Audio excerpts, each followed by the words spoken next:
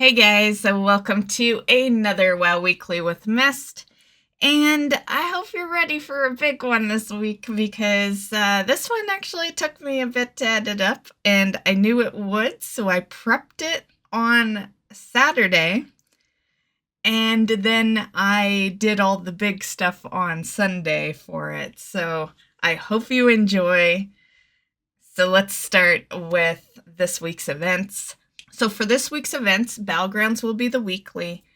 The PvP Brawl is Gravity Lapse, and Ungoro Madness is a micro event. It's gonna run for a couple of days, so it'll start on the 17th, which is St. Patrick's Day, and it'll end on the 19th, and it's just, you know how the micro events go. You don't really get anything out of them. They're just for fun. I keep meaning to do more of these micro events so that I can just post a video when I'm mentioning them in the news. I'm gonna try to record this this Ungoro Madness for next year when I when I mention this. But for those interested, so basically, the obvious, you go to Ungoro to do this. So go to Ungoro Crater, and you're just gonna kill bosses that are around the area. They'll be spawning all over the place, and every boss drops an item called Dino Mojo. And the use on it says throws at another player to grant both them and you a random adaptation. The adaptation buff says become strong like a dinosaur. And basically, you'll get that buff along with one aura. There's 4 total that you can get. So there's Sharp Claws that gives you increased damage of 3%. The Bone aura gives you damage taken reduced by, well, it says 0%. So I don't know. But damage taken reduced. And Lightning Speed aura says movement speed increased by 3%, and then the best aura of them all is Massive, and that increases your size by 4%.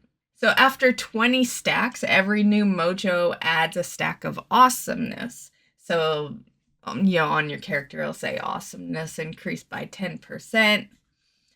There's no max stack to this, so yeah, who knows how high that can go up. And yeah, that's basically it. It's, you'll keep it for a couple of days. It will get disabled if you go do some PvP or you go into an instance like, M+ or something. Okay, so let's get to the news. The first piece of news is that we got a release date for 10/07, which, damn, I'm good, because I predicted that in last week's episode that we would get news right after I posted that video, and we basically did. So I'm just gonna say, and I'll probably mention it later when we do goals, but I had a goal to actually play the game this week. Yeah, that goal was immediately failed when they released all this because there was so much stuff to go over, and like always, I stored it. So we're gonna go over it together. So you'll have access to Forbidden Reach. There's gonna be a new meta achievement out there, some things to explore, quests, and all that. So also you'll see new challenges, which is the Skara Vaults. So this I went over in a past video, but for those that are new here, the Skara Vaults has a daily reset. The rooms will change and all the doors will be locked again. So different vaults are generated per player. And you'll need to find a Skara Vault key from completing activities out in the Forbidden Reach. Basically, rares and treasure chests can drop these keys. Yeah, and then each key will open one door, which may contain a chest, aggressive mobs, or some puzzles. And yeah, that's basically that. There are, of course, rewards. There must be a reason you'd want to do it, right? So there's these 3 battle pets that you can get. There's the Mecha Frog, Cobalt, and Patos. There's some new toys you can get. So there's the Holo Viewer, the Lady of Dreams. So this is like a holographic tribute to Asera. There's a Holo Viewer Scarlet Queen, tribute to Alexstrasza. And then also a Holo Viewer Timeless one, which is a tribute of Nozdormu. And then you can also get 2 achievements, which is Door to Door is when you unlock 50 doors within the vaults. And then the other one is unlocking 150 doors. And then I would think the major reason for doing this is the stone gems, and we're going to go over that right now. So skipping over to where it says upgradable ring. Okay, so as you can see in this screenshot here that I've taken, the Onyx Amulet is a 405 base item level anyway, ring. And you can see there's 3 primordial sockets on there. So yeah, that's, that is why you're going after these stone effects. Okay, next up we see heritage armor sets for the orc and the human. Okay, so also there is Recruit a Friend rewards. Okay, so at 1 month you get the volatile self-driving toolbox pet. At 2 months you get the Shredderizing glove cosmetic fist weapon. 3 months gets you Sappy Buddy cosmetic cloak. 5 months gets you the Scanner MK3 cosmetic helm. And then, of course, 6 months gets you the Rocket Shredder 9001 mount. Okay, so this might be an unpopular opinion here, but I think they need to get rid of the Recruiter Friend shit.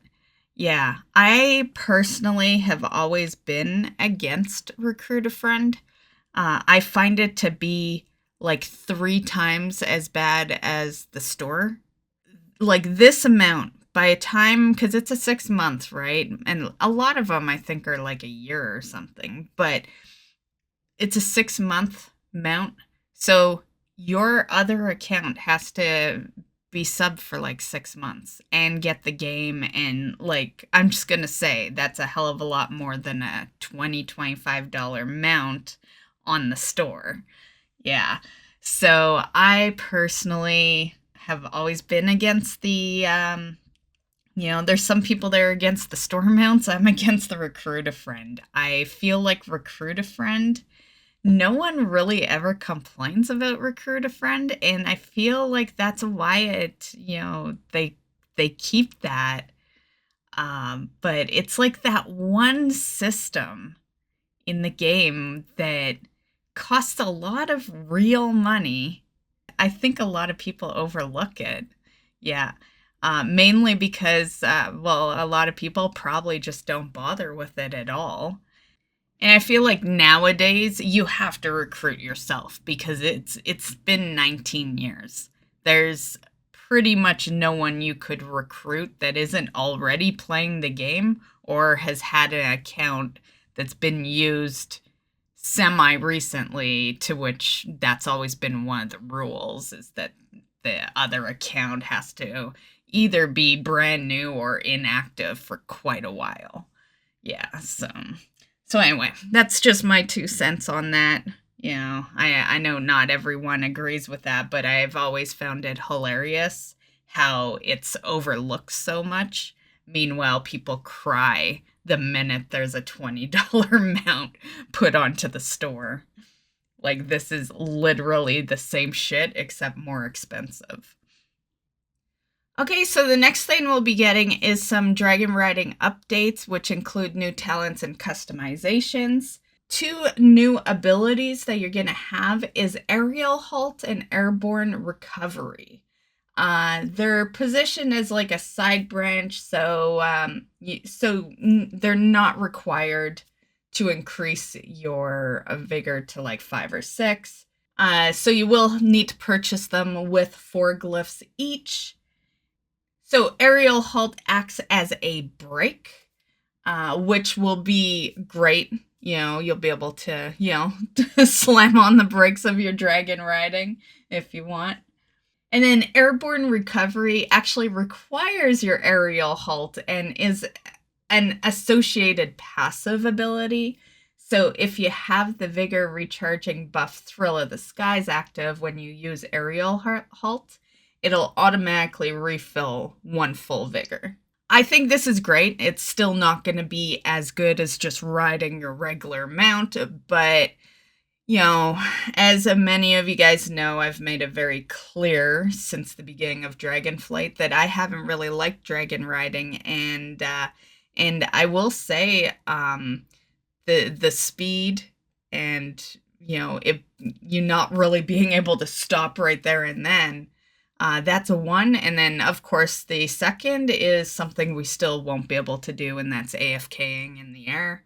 I do like to sometimes, whether it's an AFK or me just looking at my map, like I can no longer keep flying and look at my map at the same time.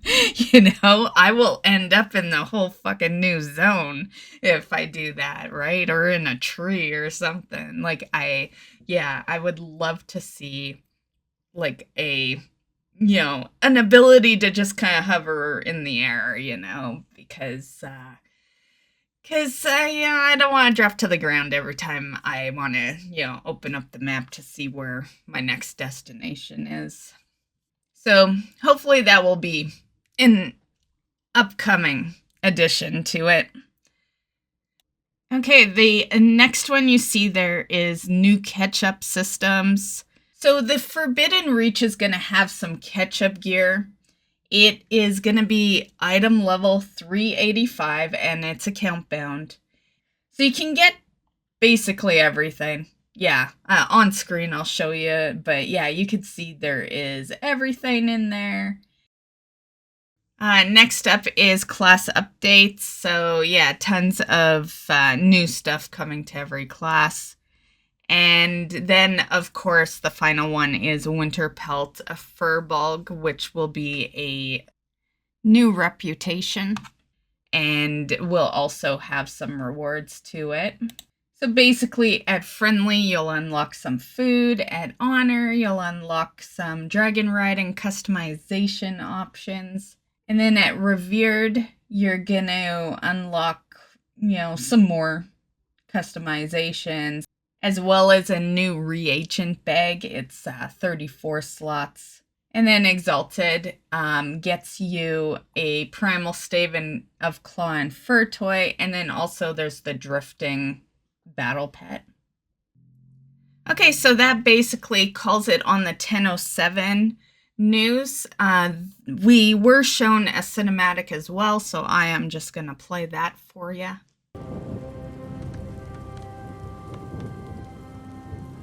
The storm is receding.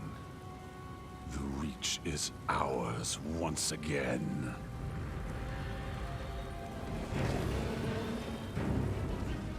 Take cover.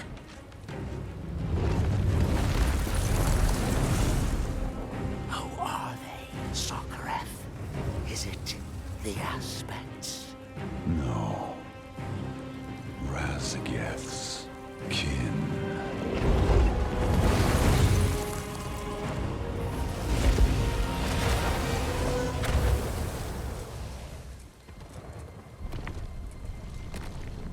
The last echoes of her storm are fading.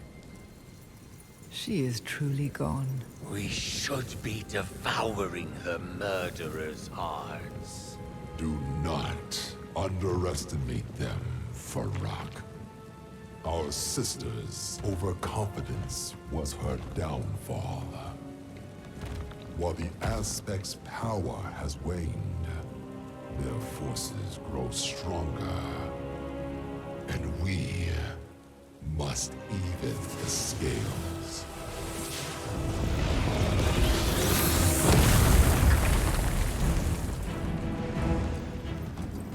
They kept so many secrets. From us. And even from each other.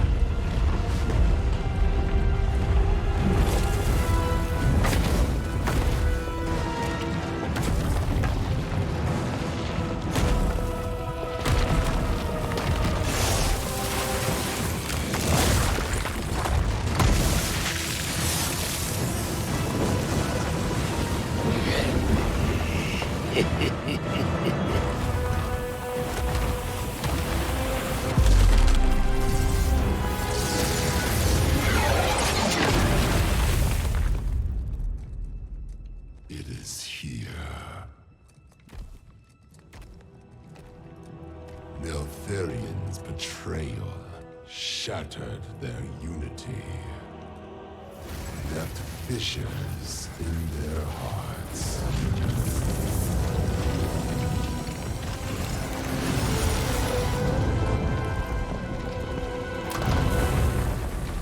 Yet the pain he inflicted was only the beginning. Avarice. His hidden laboratory. One last secret, deep within the earth. The location of Avarice must lie within this vessel. I will decipher its knowledge. What use are Neltharion's twisted experiments to us? The laboratory itself is of no consequence, but the molten fire that powers it, that we can use.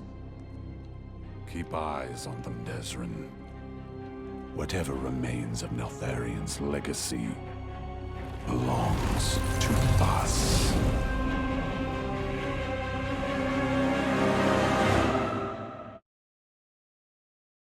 Okay, so welcome to the big section of this news video now. So 10.1, we got a lot of news on 10.1. So 10.1 is due to launch sometime in this summer, and it's going to bring a new zone, which is the Zaralek Cavern, some additional questing and story content. There's going to be the new raid, which is called Embers, the Shadowed Crucible, which will also bring some Season 2 tier sets and some new M+ dungeon rotation, which includes the remaining 4 Dragonflight dungeons, new outdoor content, which will involve a new Renown faction, some Dragonriding updates, and the Fyrakk Assaults. And then there's, of course, some, system updates like class changes, cross-faction guilds is going to be one, and UI improvements and, some other stuff. So let's go over all that. So the first thing I thought we'd talk about is cross-faction guilds. So a very, very popular requested thing, especially since they released the whole cross-faction to begin with. So in 10.1, you will be able to, have cross-faction guilds. I think this is great. However, expect a lot of downtime on that day that fucking launches. Yeah, I anticipate that cross-faction guilds is going to cause a lot of issues on that maintenance week. But after a few days, I'm sure it'll be fine and, everything will be smooth. But yeah, so M+ Season 2 rotation. So you'll have Brackenhide Hollow, Halls of Infusion, Netharis, and Alderman will be your Dragonflight dungeons. And then past expansion dungeons for your last 4 will be a Vortex Pinnacle, Netharion's Lair, Freehold, and Underrot. I am so psyched for Vortex Pinnacle. I've heard a lot of people, aren't too happy with that one. Maybe because of the last boss where you have to jump and, So if you've never done Vortex Pinnacle, remember last boss, jump so you don't get stuck in the trap. But yeah, Vortex Pinnacle is pretty easy, the only real thing is for your tank to know to not be standing in the healing little area for the trash, for the little mini bosses or whatever. But yeah, I think Vortex Pinnacle will go fine. And yeah, sure, on higher keys with hotfixes, it'll be a struggle, but everything is. Every dungeon has its struggle. So yeah, Netharion's Lair, fucking awesome choice. I love Netharion's Lair. Like, yeah. Honestly, I'm always fucking up. The Netharis Dragonflight dungeon. I always call it Netharion's. Yeah, I always fuck it up. Freehold. Freehold's gonna be a nice breeze dungeon. Freehold's definitely like a fan favorite because it's easy and yeah. Underrot, not looking forward to that one. I cannot believe Underrot is on the fucking table. I guess you gotta put a nightmare dungeon in there, right? And Underrot definitely falls under that category. If you didn't do M plus and BFA, then you're in for a treat. But I'm pretty sure if you were doing M plus and BFA, you're not too happy Underrot's up there. Yeah. There is, of course, going to be some tuning for these dungeons. I'm just going to throw the link in the description if you want to see that. Yeah, I didn't really want to pull it all up on screen here. So definitely check the description and I will have the link for the tuning. So a couple little extra notes regarding M Plus for Season 2. They are currently looking at not having a seasonal affix. They said that they were crafted to solve the problem of keeping players engaged with content that they were going to be running for like two years straight. This doesn't seem to be a problem in Dragonflight. And in addition, seasonal affixes are always on and could be more harmful than good. They're focusing on freshening up the rotating affix pool. They're looking at adding new affixes to the level 7 tier, rotating some out. And if that works well, then every season could mean a general refresh of the affix pool. Not completely replacing all of them, but rotating a couple out and bringing some back in. I think we all know why they're doing that. And yeah, there's one particular level 7 tier that people don't like. They also say it's extremely unlikely that they're going to be doing like a full positive affix. Affixes are supposed to add challenge. But Ian had said that they're going to do more kiss/curse affixes, where if you play well, you can offset the challenge. Each affix should be something to think about. If you can ignore it, then it's viewed as not successful. I highly agree with that.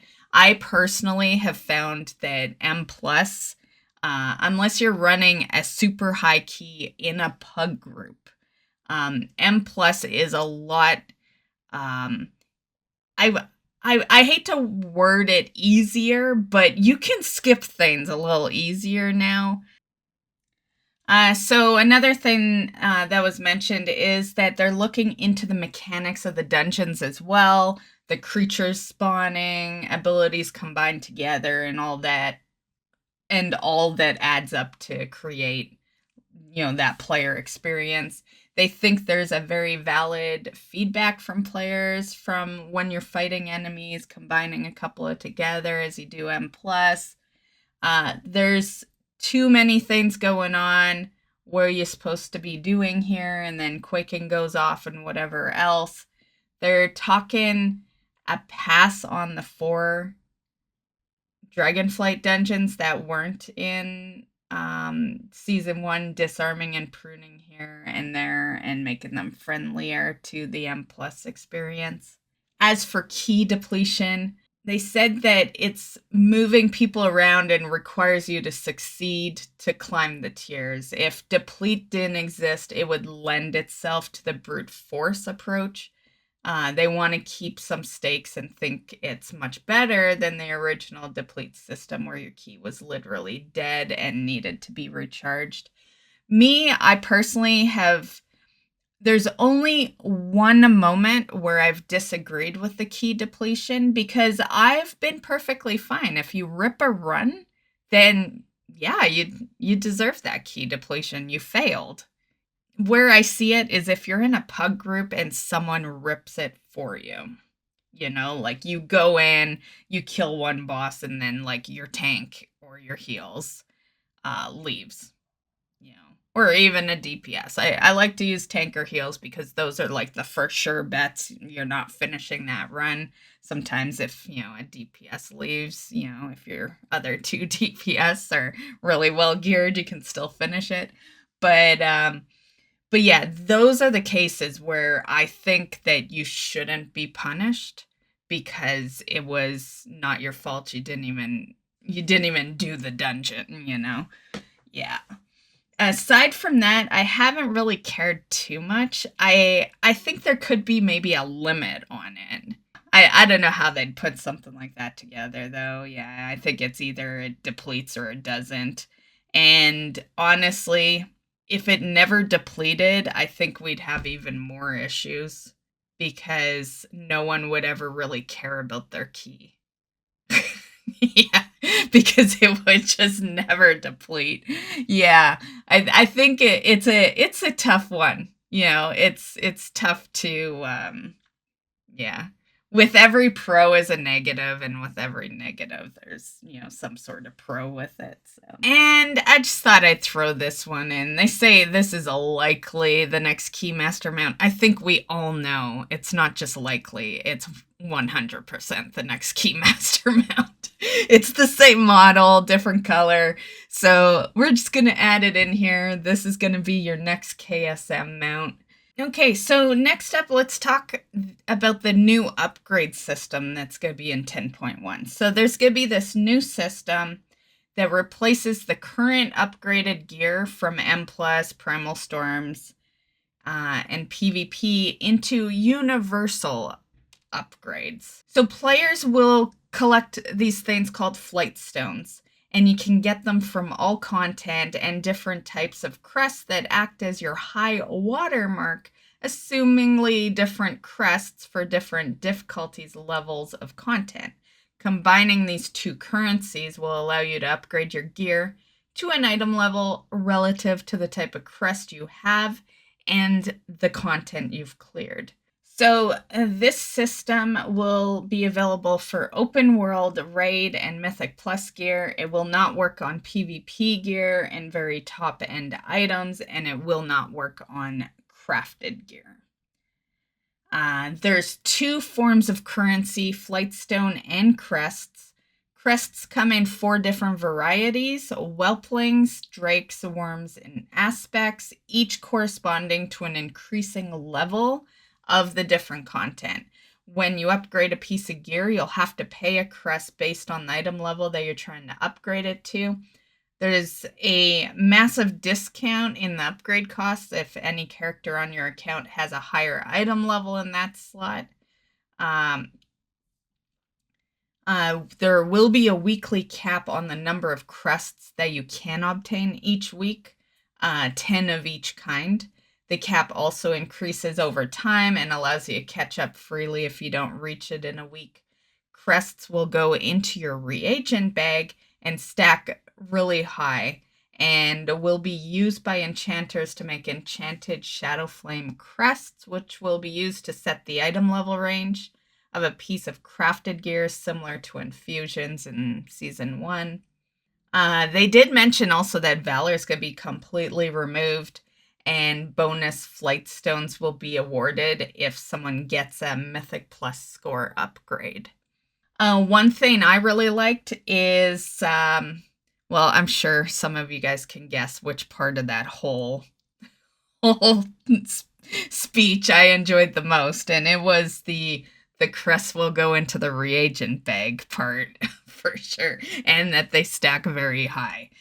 Of course, I still don't understand why they can't just give us bigger bags. Like, they're, you know, they gotta go through what they probably consider hoops to allow us to carry what we loot. But, like, why couldn't you just increase the bag size? Either that or just make everything account bound. If everything was account bound, I could just hold on to it all on my alts.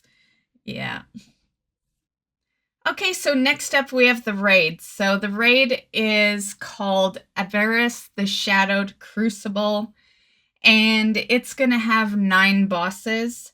We'll have Khazera, Molgulth, Experimentation of Dracthyr, Zakali Invasion, Rashok, Skarn, Megmarox, Echo of Netharion, and Scale Commander Sarkareth. So here's a few class trinkets that are going to drop off the second to last boss, Netharion. And then here's a couple of very rare items that can be found in the raid. And to end things off with our raid discussion here, let's look at the raid weapons. Okay, so here we have some raid weapons I thought we would go over. There's a good chunk of them, as you can see the number in the bottom left. Okay, so starting with one-hand axes. That blue looks really nice. Same with that green. Yeah, these colors are really nice together. And I really like this. Yeah, the design of that one looks amazing. Ooh. They always sell me on purple. Oh, I really like this gold one. Yeah. It takes me a lot to like gold stuff. I've never been too into gold. I'm more a silver person. Like most of the stuff I like is, silver with colors rather than gold.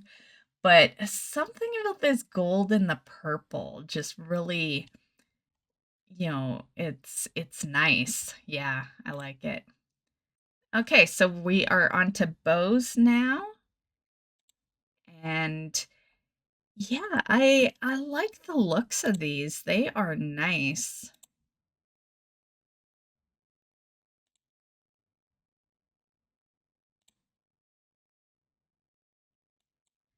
Firearms, guns. Damn, that blue one looks beautiful.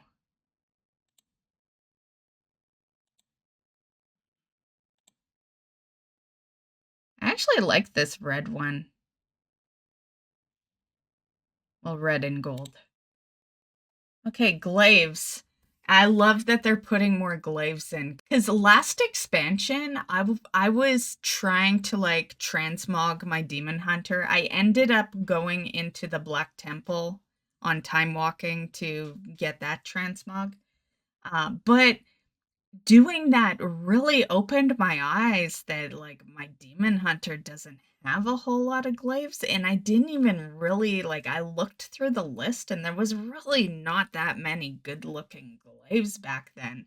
So it's really nice to see them adding more good glaives.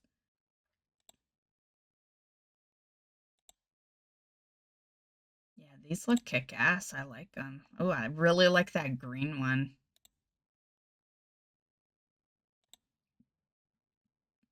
That purple looks pretty badass. Yeah. Okay, these look to be fist weapons, so yeah, they are definitely interesting looking. They look cool, for sure.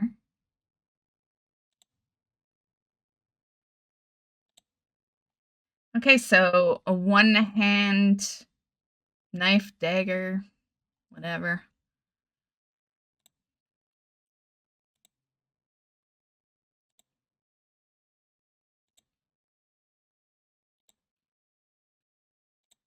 And they're okay looking.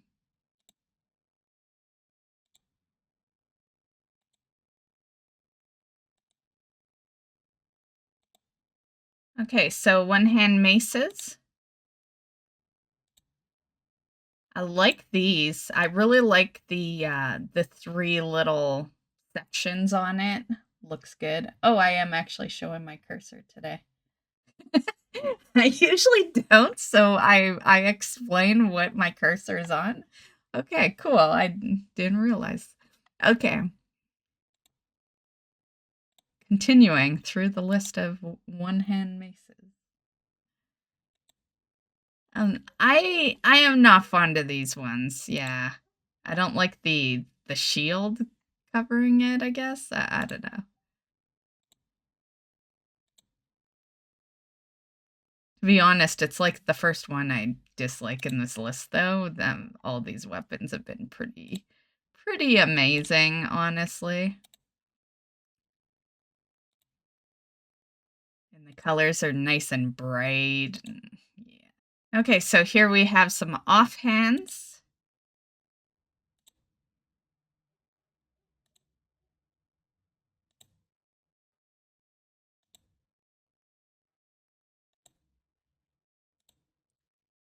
I've always been a big fan of the books. It could be that like I'm a reader, so the idea of carrying a book around while I'm fighting mobs is kind of, yeah. And I'm also a writer, so it's like, I could either be reading or like writing down notes on, what our next tactic is. Yeah, I just always like the whole book. Oh, that purple looks great. Okay, next we got some pole arms.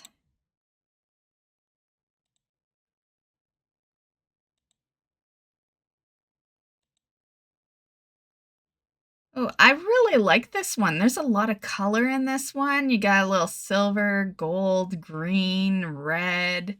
Yeah, I'm really liking that one. That one looks pretty good too.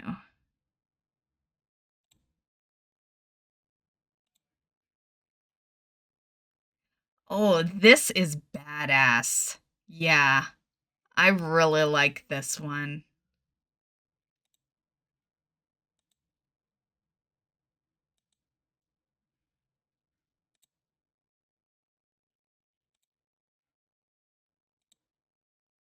Okay, next we have some shields. This is an interesting looking shield for sure.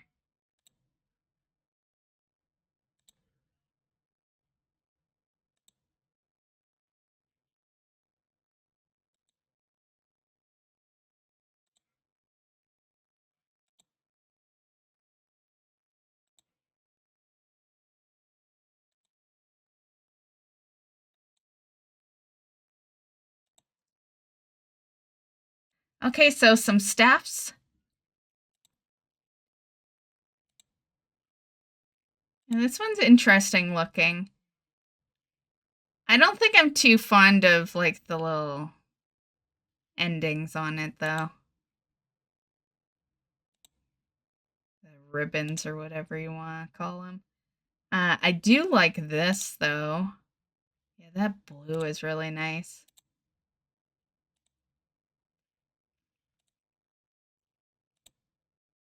Yeah, good job on colors. Okay, and our last section of weapons here is the two-hand swords. And this is already off to a great start. Like, this looks like a badass fucking sword. Yeah. Yeah, blue shining again. Blue, green. Yeah, even that purple. I like that it's like a darker purple. Yeah.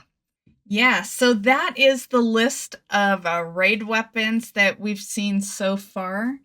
And yeah, those look amazing for sure. Like, that is an amazing first glance.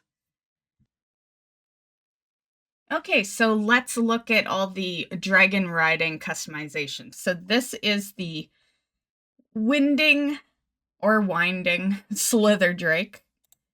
And I definitely like the blue one the best. I'm very much a gem type person though, so I like a lot of things that have like gems along their stuff. So it probably has a lot to do with the customizations that are on that. Okay, so let's look through this.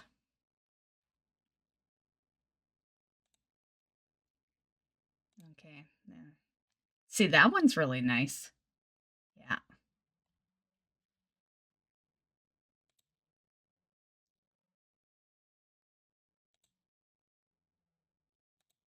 Definitely a lot of color.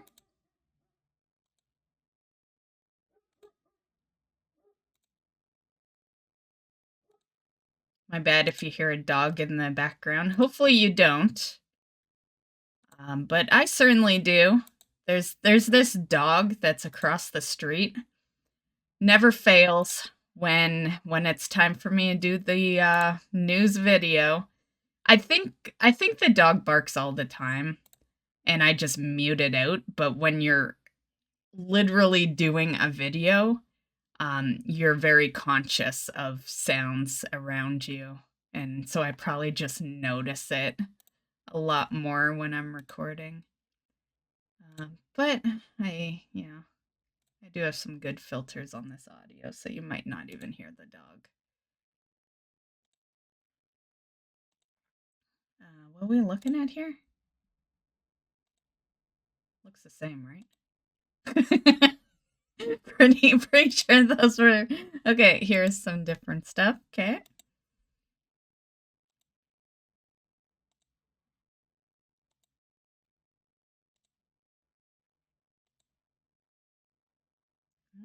Long neck. Almost looks like a salamander here.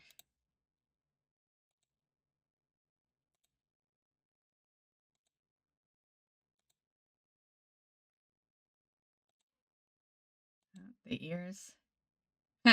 Those are like goblin ears. Okay. Eyes. Pink and purple's nice. I do like that they're starting to do more dark purple. A lot of stuff over the past years, as far as purple goes, has been like light to medium, and I am a fan of dark purple. So yeah, I'm really enjoying that they're starting to go darker with the purple.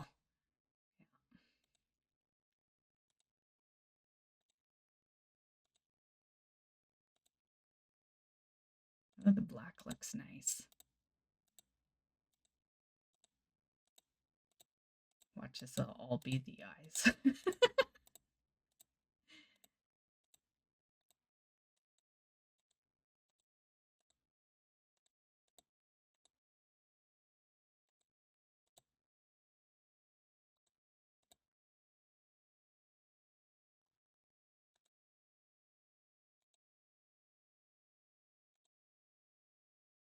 Okay, hair colors.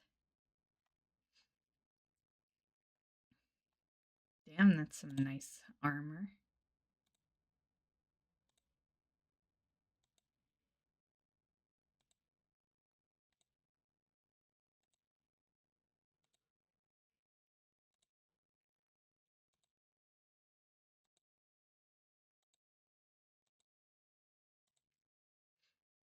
Oh, I like that.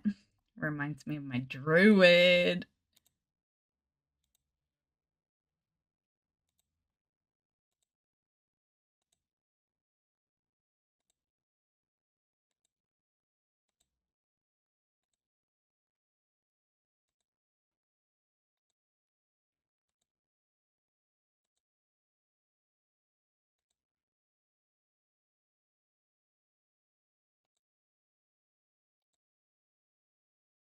Oh, that looks amazing. That is such a nice looking dragon. Yeah.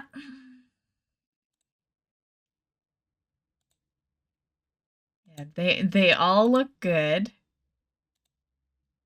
Oh, that white one too.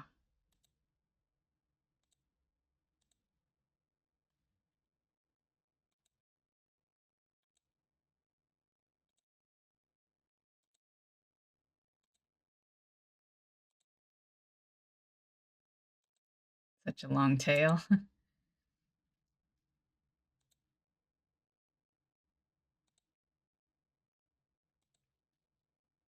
Okay, so that's that.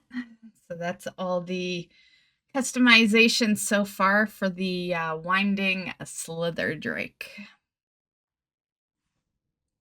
Also, one additional thing to add to this is that there is going to be another new ability in 10.1 for the Dragonriding, and that is ground skimming.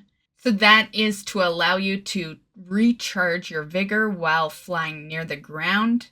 In order to obtain it, you'll need to collect the new glyphs found throughout the Zaralek Cavern, which we will eventually be getting to in this video. Next, we have a new race, the Niffen.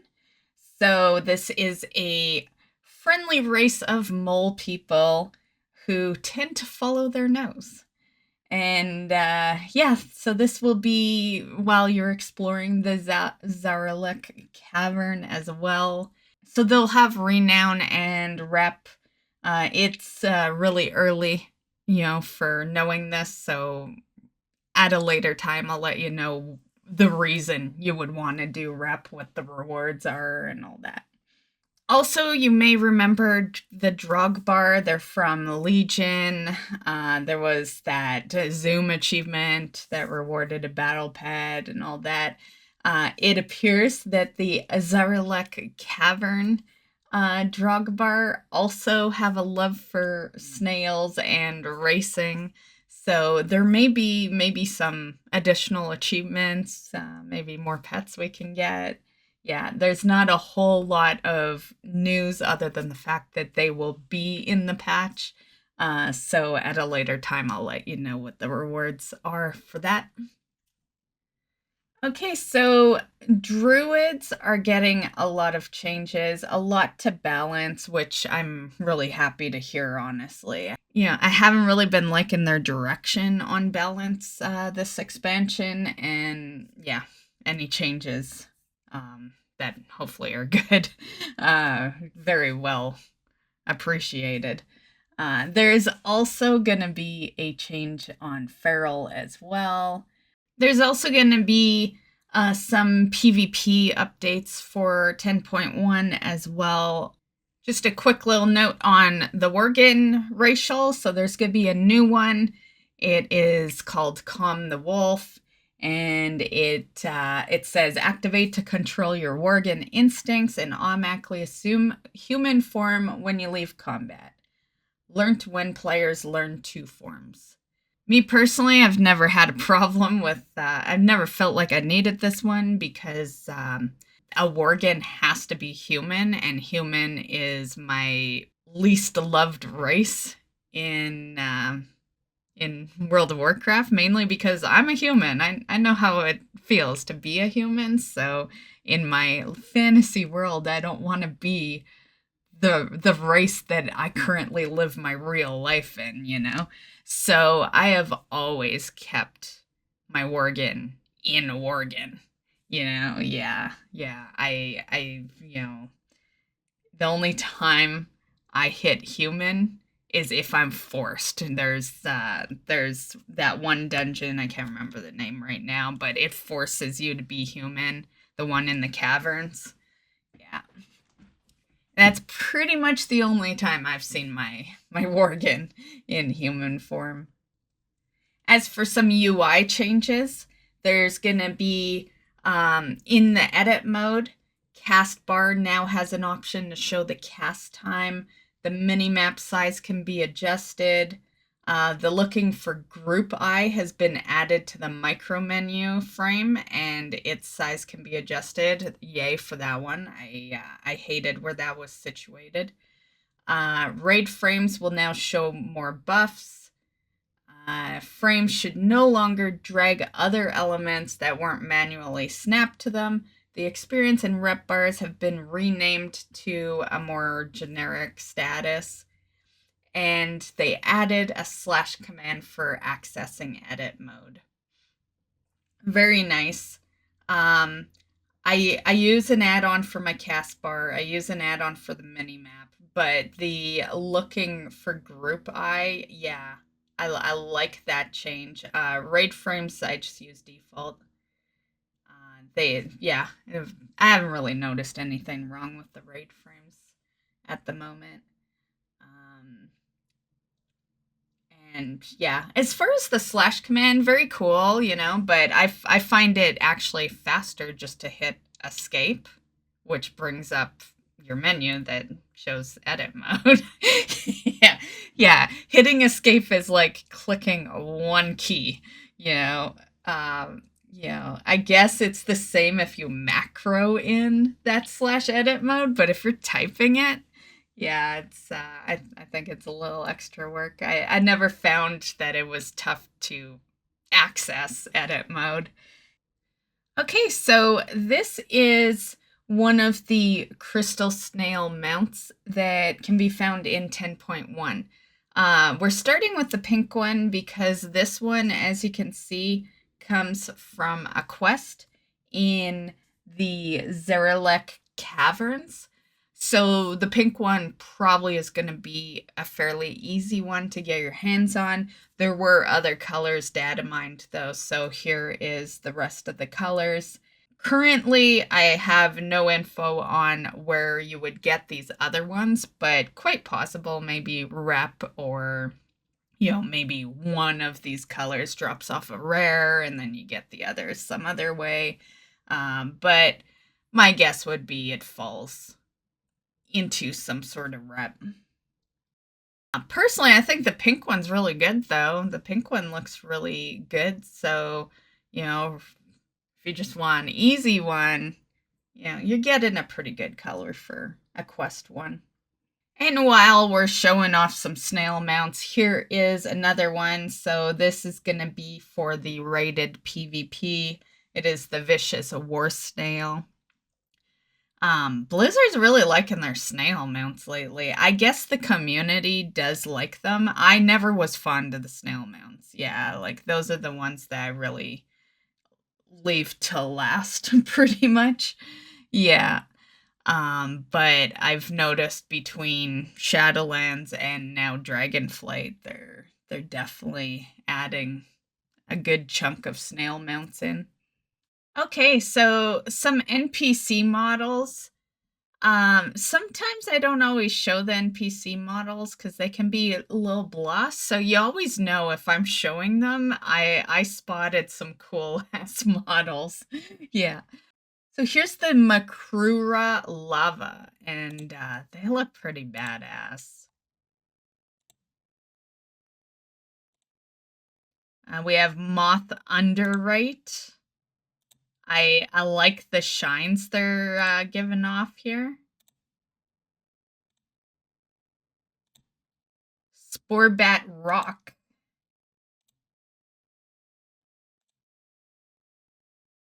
Nice.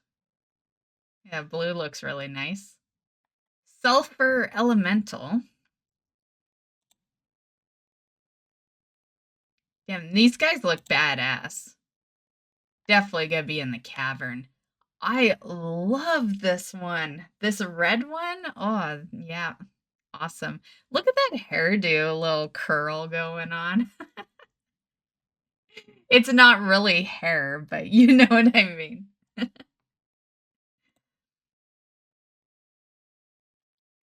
Green looks pretty badass. Yeah, those are badass models. Okay, we got some Viper Rocks. And yeah, these definitely also look like they'll be in the caverns.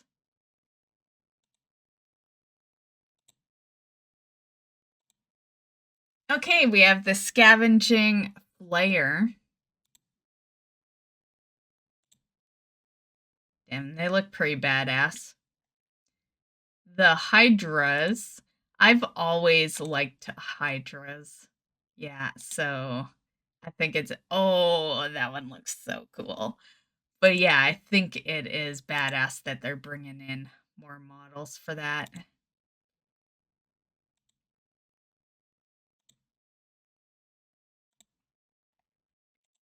Okay, this is what triggered me the first time I saw it, and I'm like, damn, we gotta go over that in the WoW Weekly.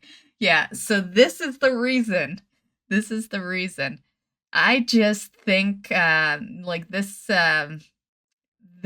mob is just so unique. So unique. Anyway, we're calling it Long Legs. And just such a unique one. Yeah. At first, when I first saw it, I thought it was a troll. Yeah, I thought it was just someone making a picture of something they thought would be funny to be in the game. Yeah. I guess someone did, just it was part of the Blizzard team. Okay, so we got some Draconids here. Oh, I like that one.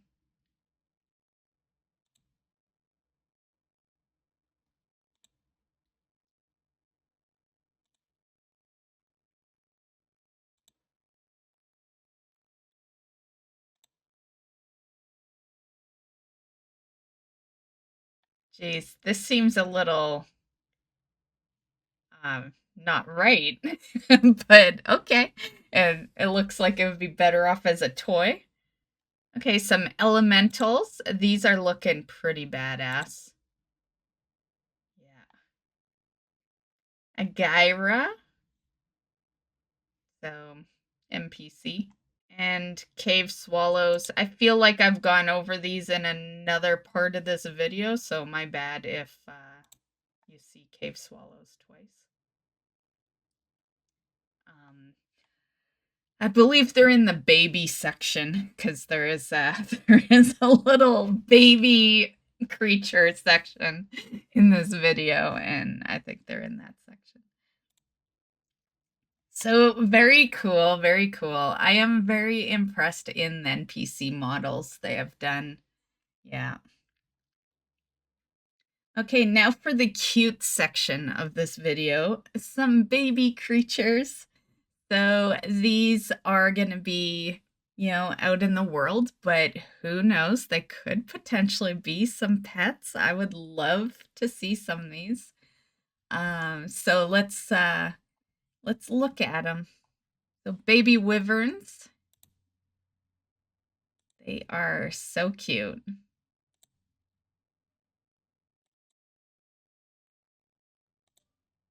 Next we have baby fire elementals. And they are pretty adorable. I love this green with the red.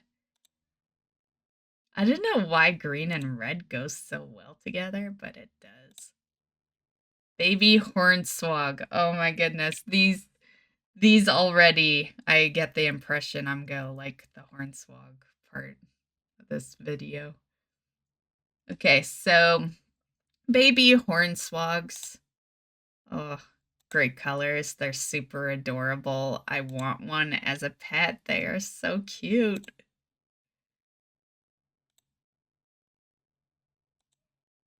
Primal puppies. Oh, I love that one. Yeah, that one too.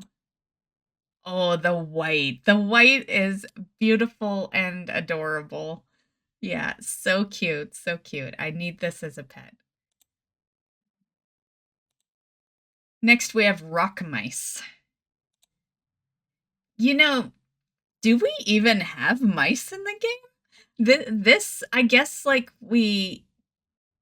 yeah, I guess we do have, yeah, we do. Yeah, there is, like, the regular old school mouse pet, and yeah, okay.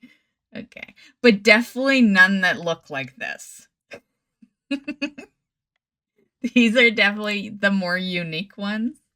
Oh, that white one, I really like it because it almost looks celestial. You know? Yeah, it's very nice. Oh, pinkish purple. And then our last grouping here is the cave swallows. They look kind of cute. I'm not sure about their wings yet, but they're cute enough. I'd say my favorite out of this list was definitely Hornswog and the Primal Puppies. Yeah. So going back to the raid, in phase 2 of Netharion's fight, he surrenders to corruption, dealing damage to players, and then he forces one class to, like, succumb to the corruption. And these are kind of like your specific things you're able to do. So I thought this was really kind of a cool aspect. It has a vanilla feel to it. Kind of similar to the Nefarian's Blackwing Lair encounter. And yeah, I just thought I'd show this off because if you are the chosen one, then this is your class call. Okay, so next up we have the Tier 2 class sets. And on screen here is their actual name of the tier sets. Okay, so the first set is the Warlock set. I'm not too fond of this one, to be honest, but some of the colors are nice, I guess. The second set we have is the Druid set. As a Druid main, I'm a little disappointed in these ones as well. Yeah, even this pink one, like, pink purple is nice and all, but the set still sucks in my opinion. Next up we have the Monk set. This set is just a joke among itself. I think it would have went a little better if maybe they had used like a panda monk to show off this set. I just feel like a human isn't doing it justice. If it can do it justice, so yeah. Next we have the Hunter set. Once again, not not liking the Hunter set either. What can I say? I'm very picky when it comes to transmog. Next we have the Paladin set. The Paladin set has had a little bit of community hate, I guess, just because the priest got the good paladin one, which we'll see in due time. I do like these green shoulders, though. I think they're good, and yeah, I like this blue one. I'm not really a full tier set person. I'm a person that would take like one piece from like each type, but it's the paladin one isn't as bad as people make it out to be. To be honest, when it got a lot of the hate that it did, they didn't have all these tints out yet. So it was literally them showing off one tint per class. And they had the Paladin one and the Priest one sitting side by side, both in gold, basically. And it just, it was kind of like a fuck you to Paladins, putting it side by side like that. More or less showing Paladins what they could have, but they're not gonna because the priests have them. Yeah. You'll see what I mean when we get to the priest gold tint. Next up, we have the Rogue tier set. It's okay. And then we have the priest set. I think the priest is kind of winning so far here. And it's not just because of this gold one. I thought the blue one looked really good as well. There's a good amount of, oh, that purple looks amazing. Yeah, the priest one is winning so far. Ooh, I like that red one better than the purple one, actually. Next, we have the shaman set, and I'm actually liking this shaman set. I think it looks good. I don't like that blue and yellow together, but this green one looks pretty good.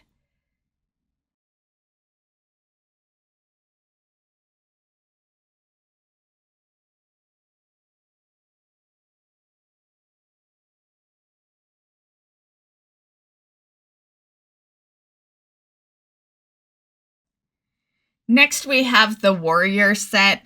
I personally think they could have done better on the warrior set. I know this set is getting a lot of love right now. But once again, I'm picky, and the only one I think looks really good is this red one right here. But it's not horrible. It's not the worst one in this list, that's for sure. Next, we have the Death Knight set, and I think this set looks pretty good. Yeah.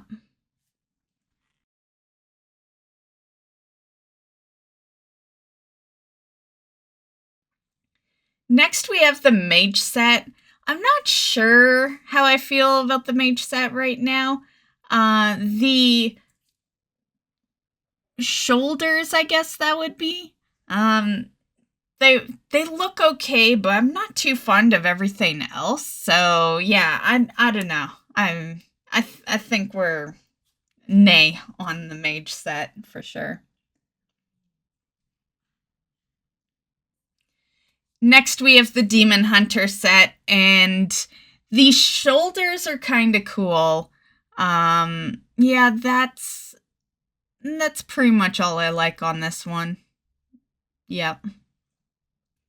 Which is fine because, you know, I, for one, don't ever roll around with a full set. I usually grab, like, a piece off of one set and then mix and match, you know. Yeah.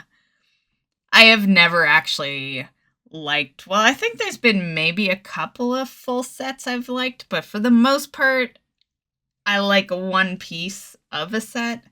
Yeah. This next one is the Evoker tier set, and I think the Evoker tier set looks amazing, to be honest. I think it's one of the best ones.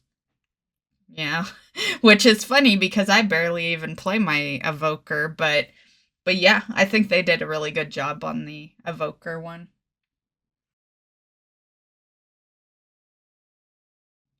So next we have a Dracthyr themed armor set, and this one doesn't look too terribly bad. I like the design with it. I'm just not sure on the colors. The only one I really liked was the kind of blue and purple one, but you know, but nonetheless, it doesn't look too bad. Okay, so next up we have some class-specific weapons. The Demon Hunter glaives, the Death Knight one-hand swords and two-hand axes, Druid weapons, which I'm really loving actually, Mage staff sword and offhand, the Monk staff and offhand, and I really like that red one at the bottom left. Paladin, two-hand mace, one-hand mace, and shield. Really liking the silver and pink hammer and shield on that one. We have the priest staff, one-hand mace, and offhand. The rogue dagger.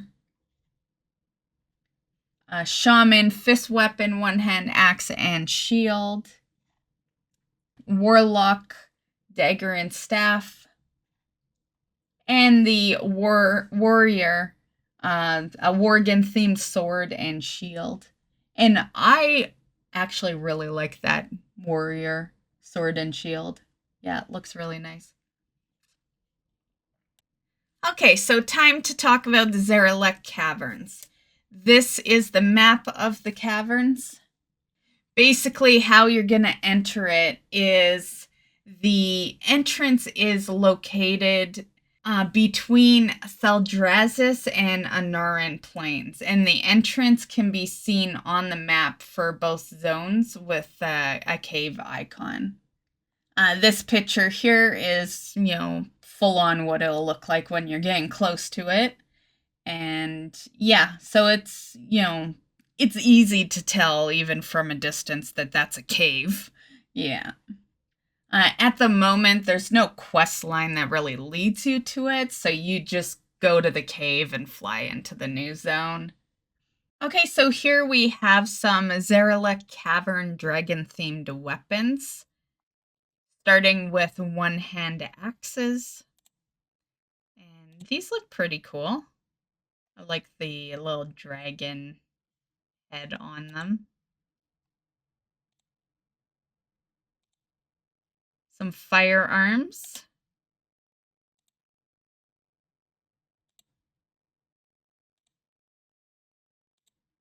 Daggers.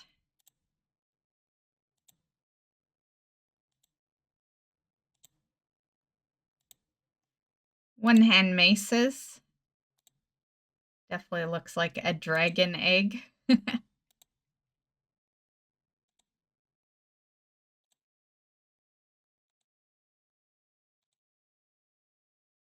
These ones look cool. Some offhands.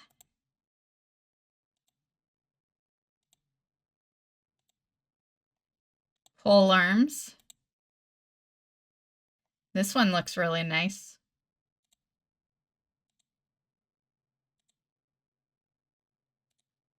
Shields. I don't think I really like this shield, but to each their own.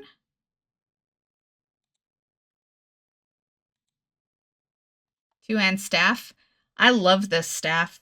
I think this staff is a badass. You know, like the two dragon heads and, you know, like just intertwining together, and yeah, and then just the design of the staff itself among that. Yeah, it's a beautiful staff. Yeah.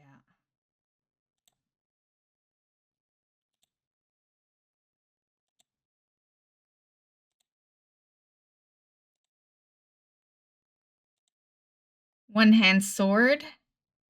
Yeah, this one-hand sword looks pretty badass. Ooh, I like that red and silver. And gold, I guess. Two-hand sword. Yeah, this one looks really nice.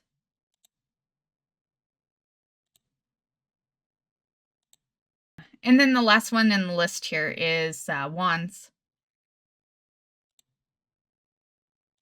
And they look not too bad. I like this one. Yeah.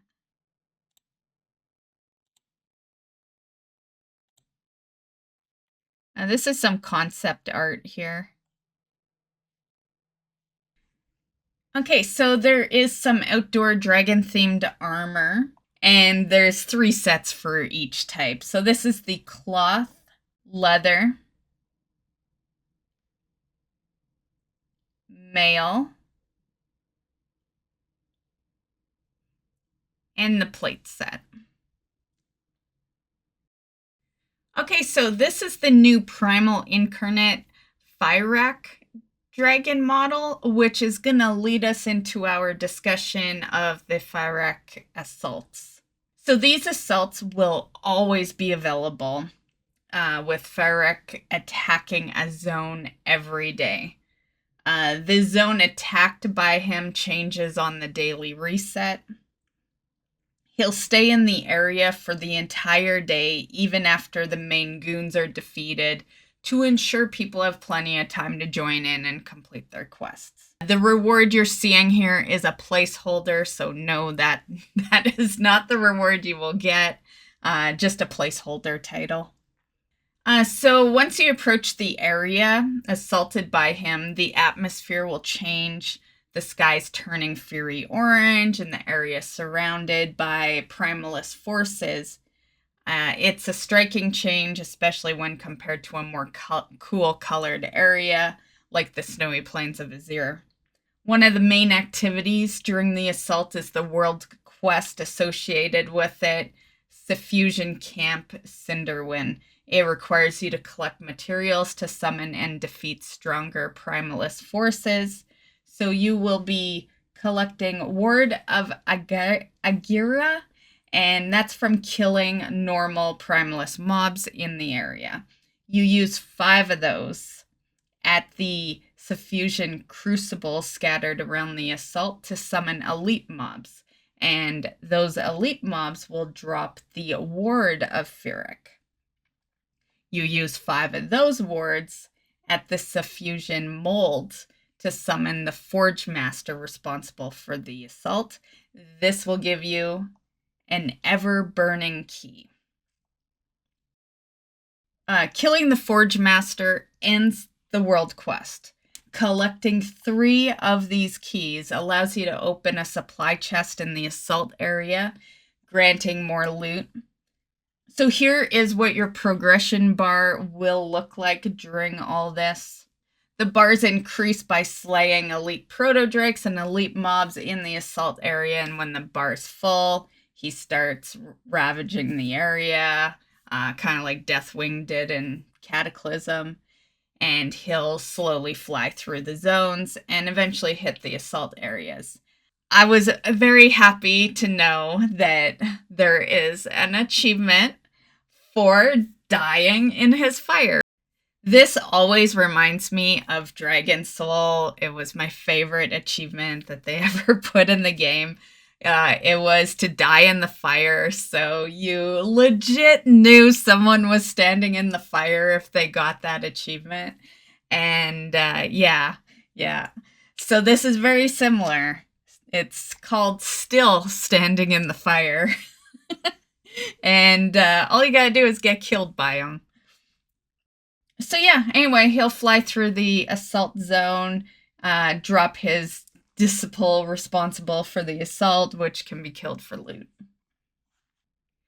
So as far as the loot goes, what we know so far anyway, is that completing the world quest will get you a 411 item level piece of gear, and also you'll get 5 Drake's Shadowflame Crest Fragment. Basically, if you have 15 of those, you can make a Shadowflame crest. Killing Fyrakk's Disciple after a strike gives item level 405 piece of gear and 6 of those Drake's Shadowflame Crest Fragment. And as for what item level your gear will be when you use those chest fragments, it's averaging from 411 to 424. And killing the Disciple for the first time actually drops an item that starts a quest that awards the Shadowflame Crest. Daily quests are 385 gear, and the chests that you can open with the ever-burning key currently have no loot, but it is assumed that they're gonna drop Drake's Shadowflame Crest, so in other words, 411 to 424. And this is what they look like. So this is the cloth set, the leather set, the mail set, and the plate set. I know it's a little early for Christmas. It's only March. But some holiday updates did appear. And so I thought we'd go through them. So starting with Christmas trees. So these are just some updates on the trees. I like that one.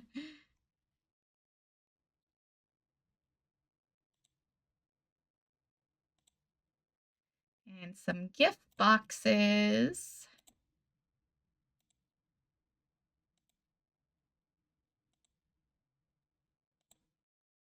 Candy canes. Lead. I would totally take that as a Mount Blizzard. Just saying. I think the sled in the game is, good on its own. Yeah. That we'll just all cross our fingers, hope that the sled is a mount. I like that. Yeah, pretty. Okay, little posts. Stockings. And that's it for the holiday updates for Wintervale. So yeah, it'll be almost a year before we'll see that, but I thought we'd show it off anyway. Okay, so over here we have Helm and Shoulders. I think these look badass. Yeah. There is no confirmed info on how and where you get them, but, speculation is that it's going to come from the raid, and it probably drops similar to how Garrosh Shoulders dropped in Siege of Orgrimmar. So yeah, more info on that later. Also in the 10.1, Nightborne will get some more hair colors, and the Dark Iron Dwarfs will get some more customizations as well. Okay, so that was almost everything, but then they snuck like 3 last things in, and I just want to get it all into this video in the hopes of next week being a little more calm. So, mount. We know what the Gladiator mount for Season 2 looks like now. This is it on screen. This is the HD Scale Mail armor set. Also a new mount, the Shadowflame Dragon mount. 2 Dragonriding armor sets were data mined. These are them here. Also we have Troll and Lightforged sword transmogs here. Rumor is that these might be new Mage Tower rewards, but nothing confirmed. And the last thing I'm going to share with you for the 10.1 news this week is that in 10.1, you're going to be able to upgrade your heirlooms to level 70. And that's basically it there. I hope. I'm going to do a quick look at the page and make sure we added everything. But yeah, so yay. My goals and accomplishments, I actually accomplished something this week. Up until a couple of days ago, I thought that this was going to be no accomplishments because, like I said earlier in the video, this news dropped and I've been pretty much working nonstop to collect it all, set it up and, get this video going. I was working on and off with this video for a couple of days, so yeah, because I knew it was going to be a big one. And yeah, so I wasn't sure if we'd get anything accomplished, but we did. We did. And a good one. I looted Rustfeather's mount. I was really happy about that.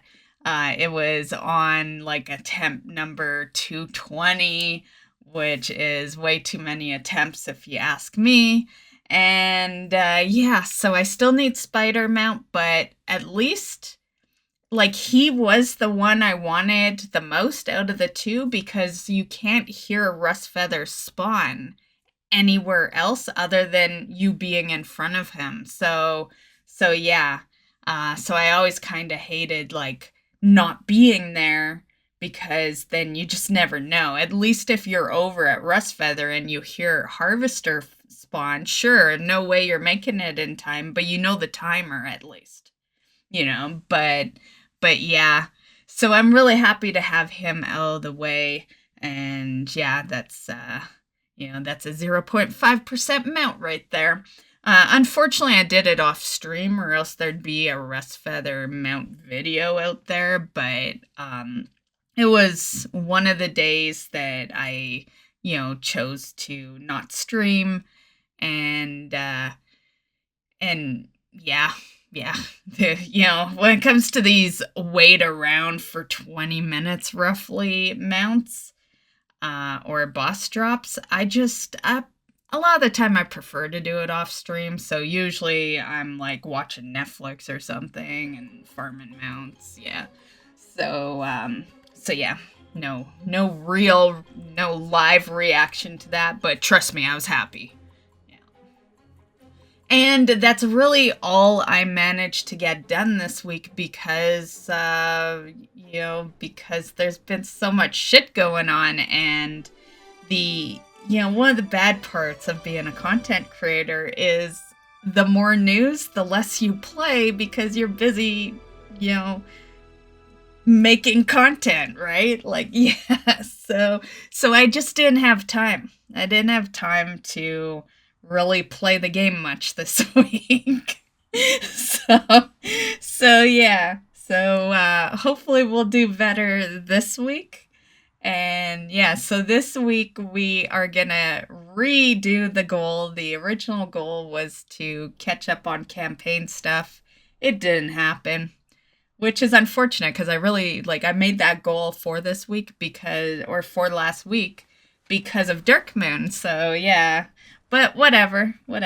So that's what I'm gonna do this week. And, I figure, I shouldn't be slammed with so much news this week. There may be a lot of, a lot of shit again, but it won't be nearly as much as it was for this week's video.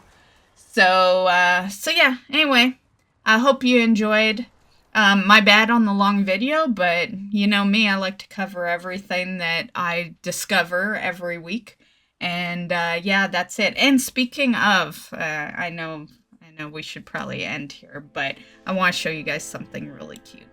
So I saw this, and I just had to show you guys. It's this person crafted this, like, with their hands.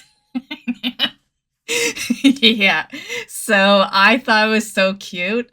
They in their post that they did, it was like, this is the closest I'll ever get to having the love rocket. I'm a lucky one. I got the love rocket last year, so I did actually get it, and before they put the fix in, so I got it when it was the normal drop. But I still like this, and I'm really hoping that this person eventually sells this, because I would totally buy this. Yeah. But yeah, so I just thought I'd show you that before we left. And yeah, that's it for today's video. So I hope you enjoyed.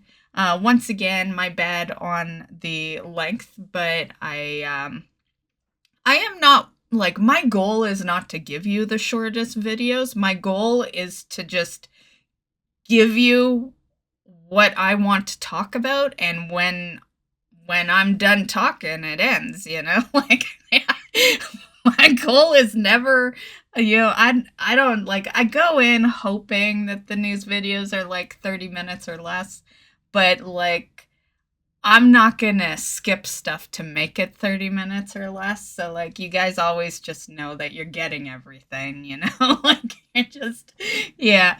And timestamps are lovely if you don't want to watch through it all. But if you don't, then you miss out on all the news, right? So yeah. Anyway, that's it for today's video. Have a great week in WoW, and we'll see you in the next one. Bye, guys.